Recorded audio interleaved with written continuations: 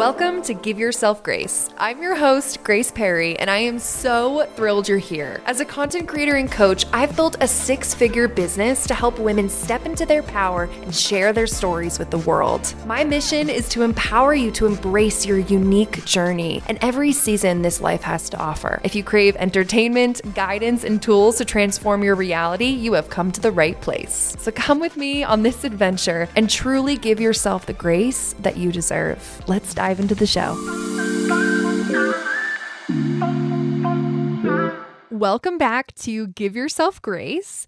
Today is a really important episode. We are going to talk about the E in grace and what it represents, which is empathy, the heart of connection and business success.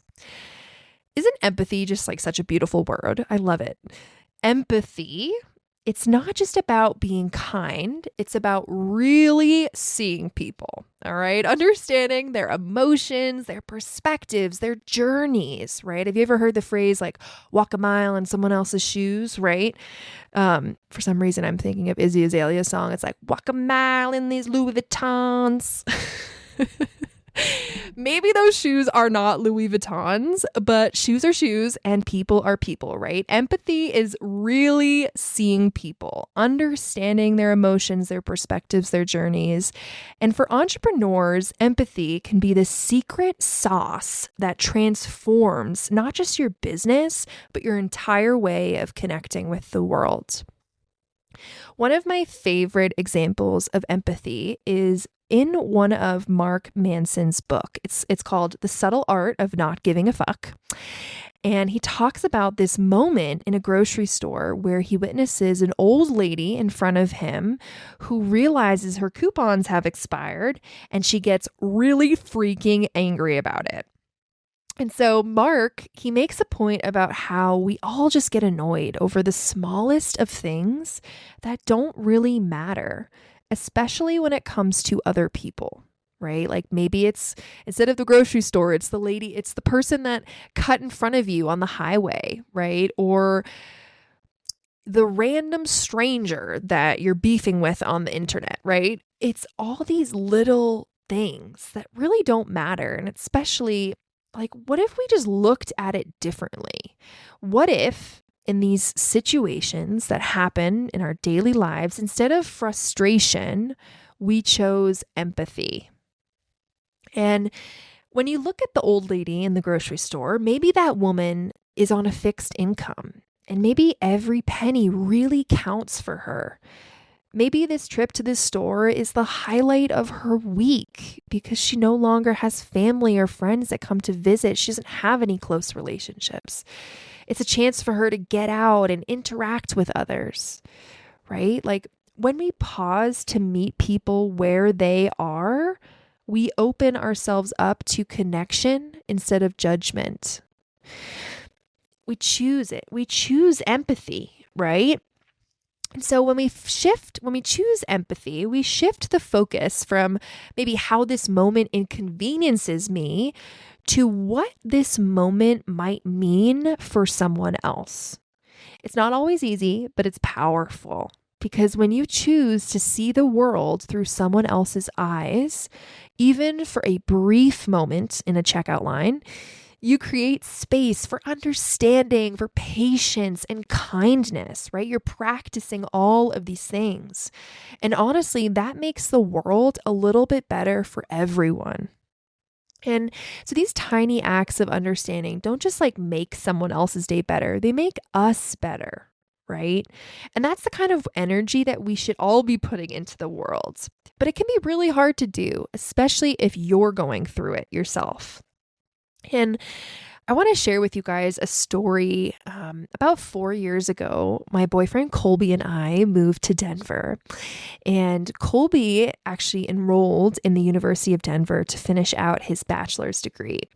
And when we first moved in together, I found myself feeling really, really resentful. I don't know if you can relate to this. Maybe you've moved in with a loved one or have had a new roommate that just hasn't been working out. And So I'm going to get vulnerable for a second because I think it's so important to share with you these stories to give you the permission to look at your own life as in different capacities, right? And to see where maybe you could insert more empathy. So with my relationship with Colby, things have been far from perfect. And we really had to adjust to living together, just like most people do. And I was working remotely from home, and Colby was going back to school. And I started to feel like I was carrying the weight of the household chores on top of all my work responsibilities, while he just had to focus on school.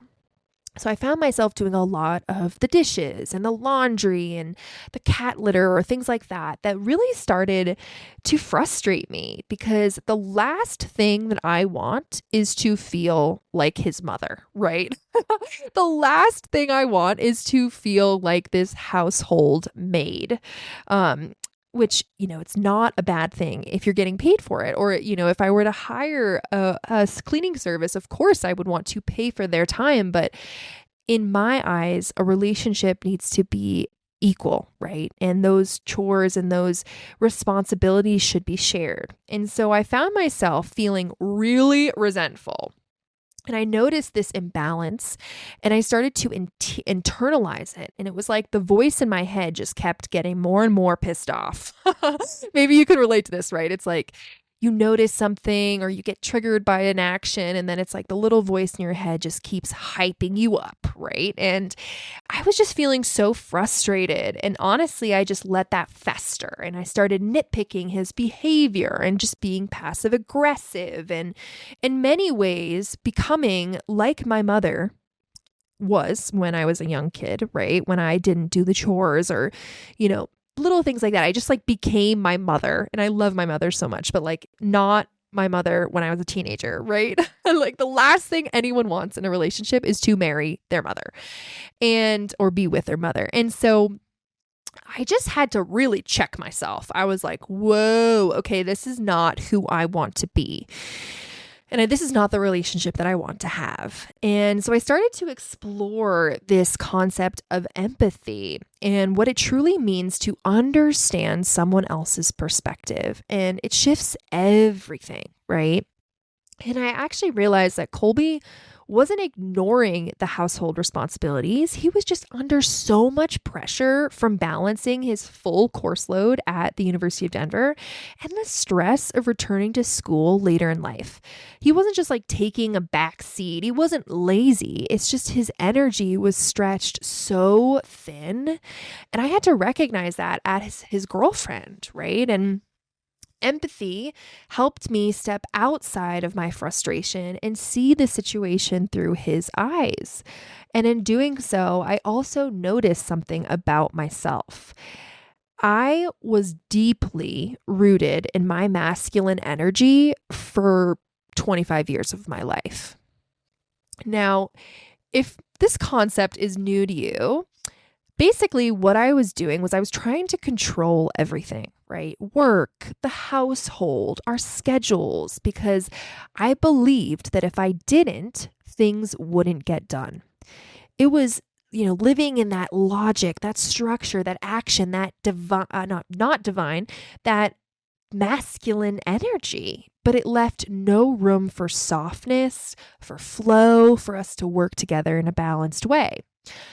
And so when this concept of divine feminine energy came into my life, and I was told this through actually a networking event, it's very common to talk about these things in sort of the feminine, the female entrepreneurship circles that I'm in here in Denver.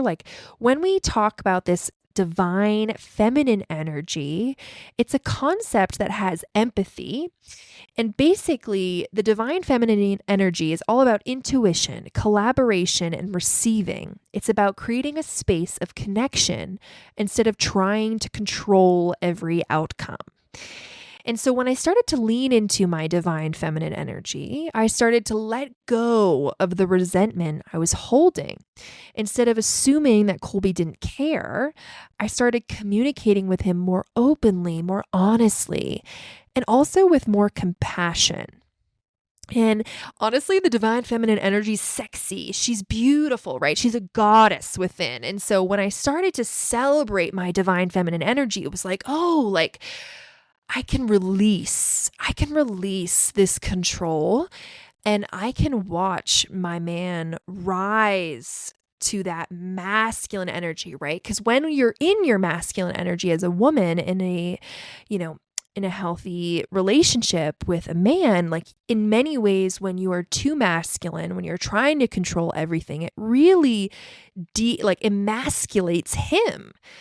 And he can't be in his flow of masculine energy if I'm controlling everything with mine. There's definitely a balance that has to occur for this to work. And so I shared how I was feeling in a way that invited the partnership, right? It celebrated this flow, this open communication, this, honesty. And it wasn't a blame game, right? I wasn't like, you don't do this, you don't do this. It's more sharing like, I would love if you could help me cook dinner, or I would love if you could do the dishes tonight. And then when that happens, you celebrate it together. Like, thank you so much, babe, for doing that. That means so much to me, right? And in doing so, I allowed space for him to step into his masculine energy, to take action, to support, to meet me in the middle. Because at the end of the day, men want to help women. Truly, they want to love, to support, like good men, men that really just are there for you and love you. Like they want to help. And I found that when I allowed space for him to step into his masculine energy, the empathy became the bridge between us, and leaning into my feminine energy created this sense of balance that I didn't even know we needed. It changed everything. And so instead of feeling like I have to do everything or like silent resent Colby for what's been not done, right? We approach our relationship as a team, and it's not perfect, but it really works. And so this was I would say this happened really like 2 or 3 years ago. And since then, we have created this incredible team, this partnership, to the point where I even went back to school at Colorado Film School for a year.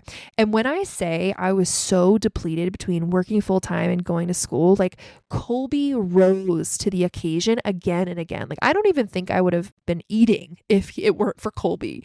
And, it just creates this beautiful balance. And when you acknowledge each other's contributions, even in like the small everyday moments, like for example, I always forget to clean the cat litter. Maybe it's like my ADHD brain, but I told Colby, I was like, please let me know like when I forget to do the cat litter, and we can like split off, like we can share this task. So if you notice that you're doing the cat litter more, like instead of having resentment for me, just please let me know, like let a girl know if she needs to clean the cat litter. So, and it's so funny because now he'll be like, hey babe, like I've done it a few times. Like, can you do the cat litter today? And I know it sounds so simple, but it really does help because he gets it off his chest, he communicates, and then I know, okay, it would mean a lot for me to step up and clean the cat litter. And so I do it, right?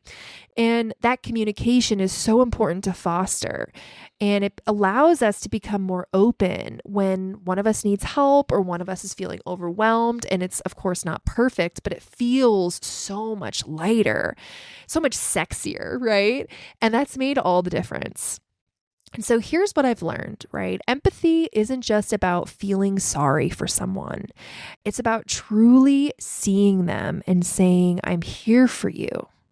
And that doesn't just apply to others, it applies to yourself. And that's why give yourself grace is so meaningful to me, right? So grace is another word for empathy and for understanding. It's about showing yourself the same compassion you'd offer to someone you care about. Okay, I'm going to say that again. It's about showing yourself the same compassion you'd offer to someone you care about. Now, I know that I do not have it all figured out. And honestly, when I first started my business and even just my relationships, like I never thought that I could let anyone see me struggle. Whether that's taking on too much work or dealing with, situations that come to fruition. Like I just didn't want to let anyone help me. And when I started to develop empathy for myself, that was when it became a game changer, a life changer, transformational. It gave me the freedom to be more authentic, to grow my relationships, and to show up for my audience and my clients in ways that I had never before. And of course, like we're all imperfect human beings trying to juggle careers and children, relationships, marriages, growth, right? And sometimes when you're juggling or wearing so many hats, it can lead to burnout. And burnout for me looked like deadlines piling up, like creative energy running dry, and just like running on fumes, running on empty. And I've been there so many times, and I'm still learning how to do this. But for me, like my type A instincts would always tell me like, push through, Grace, like hustle harder, like keep going no matter what. And that only emptied my cup further. And the real shift came when I've allowed myself to pause, to rest, to say it's okay to not be okay right now. And I referred to this as my couch potato status. When I am so depleted or just, need rest to regulate my nervous system, like whatever that might be, I call it my couch potato status. And I'll literally be like, okay, I'm a couch potato right now. Like I can't be bothered, right? And I am celebrating my couch potato status and offering you the permission to do the same. Because that's what giving yourself grace looks like. It's recognizing that you're human, that off days are normal, that rest isn't for the weak. It's a necessity. It's empathy for yourself, for all that you have done and all that you continue to accomplish. It's a small act of self-compassion, of choosing to rest instead of pushing through. That is what will recharge you. Right? And that's what recharges me. And when I come back, when I'm, done with my couch potato status, I'm better for it. Not just for myself, but for the people I work with, the people I care about, and ultimately for the person that I want to be. Empathy for yourself or for others is what allows us to show up fully and authentically. It reminds us that we don't have to do it all to be enough. Empathy also creates these unforgettable moments with people. And like when my clients send me the sweetest messages and testimonials, when they say stuff like, I didn't feel like a client, I felt like a best friend. That's what sticks with me. I want my clients to feel a connection to me. I want them to let loose and to have fun. I want them to feel safe and to feel seen. And when you make someone feel seen, they don't forget it. It's not about the perfect product or service. It's about how you make people feel, right? We are human beings. Like business is human to human. And honestly, that's what keeps people coming back to you. Empathy makes business magical. It's how you spot the little things others might miss. It's what helps you design the perfect product, craft that heartfelt email, or lead a team with kindness. It's the quiet moments of asking, what's really going on here? And responding in a way that matters. When you lead with empathy, you're not just running a business or building a career. You're building a legacy of connection. And that connection, that's what people remember long after the transaction is over. It's how I have been able to grow my multi-six-figure business in such a short amount of time. And so today, I invite you to think about empathy, not as a checklist or a, to-do list. It's a way of living and leading. Starting with yourself, how can you give yourself more empathy, more grace, and be less hard on yourself? Like, do you need a couch potato moment? Is it giving couch potato? Because if you need a couch potato moment, girl, I got you. I'm celebrating you. Have those moments. Live with more empathy for yourself first, right? And now when you extend it to your team, when you extend your empathy to your clients and even the stranger you pass on the street or the older woman at the grocery store who's frustrated about her coupons, right? Like what does that look like? It's not just a skill. Empathy is a mindset. It's a way of showing up in the world with your whole heart, with a heck of a lot of kindness and patience and open honesty and communication, just listening to others. Because at the end of the day, people aren't going to remember you for the emails, for the campaigns, probably not for the content that you create if you're like me. They'll remember you for how you made them feel. And that's the real power of empathy. And that's what I'm going to leave you with today. Until next time. Thank you so much for listening. Your support means everything to me. If you found this episode inspiring, please share it on your social media and tag me. I'd love to thank you personally. And as always, sending you love and rooting for you. See you in the next episode.